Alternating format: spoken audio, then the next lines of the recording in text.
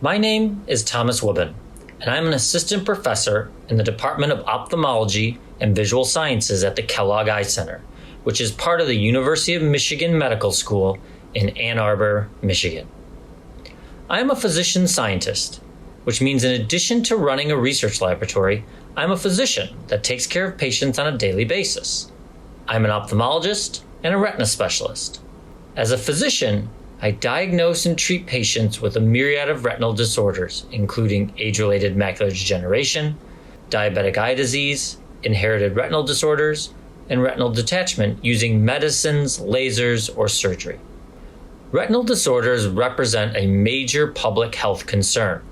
Age-related macular degeneration affects over 200 million people worldwide. Diabetic eye disease affects over 100 million people worldwide. And inherited retinal diseases and retinal detachment affect approximately 2 million and 1 million people respectively worldwide. These numbers are expected to continue to increase in the coming decades. The visual decline people experience due to these retinal disorders results in decreased quality of life, lifelong medical care, and loss of productivity for the patient and their caregiver. The societal cost of blindness from these disorders in the United States was estimated to be near $20 billion in 2020 and will triple by the year 2050. The retina, a specialized nerve tissue, lines the back of the eye. If you think of your eye as a camera, the retina acts like the film of the camera. It takes the light we see and turns it into a series of signals the brain can then process as an image.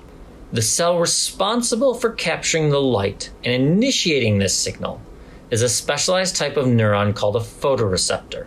Unfortunately, the degeneration of photoreceptors contributes to vision loss in many of the retinal disorders I just described, including age-related macular degeneration, inherited retinal diseases, and retinal detachment. Furthermore, despite intensive study and clinical trials, no successful treatment options currently exist to prevent the loss of photoreceptors, so there is an urgent unmet need for therapies that improve photoreceptor survival and ultimately vision in these disorders that affect hundreds of millions of people worldwide. My work, and the work of my laboratory, looks to discover novel therapies that prevent the death of photoreceptors and ultimately vision loss in some of the most debilitating retinal diseases. Specifically, my laboratory aims to understand how these specialized cells that provide us with vision convert different food sources, such as sugars, proteins, and fats, to energy to fuel the processes they need to maintain survival and function. To this end, despite its small size, the retina is one of the most energy-demanding tissues in the body. And this is driven in large part by the needs of photoreceptors.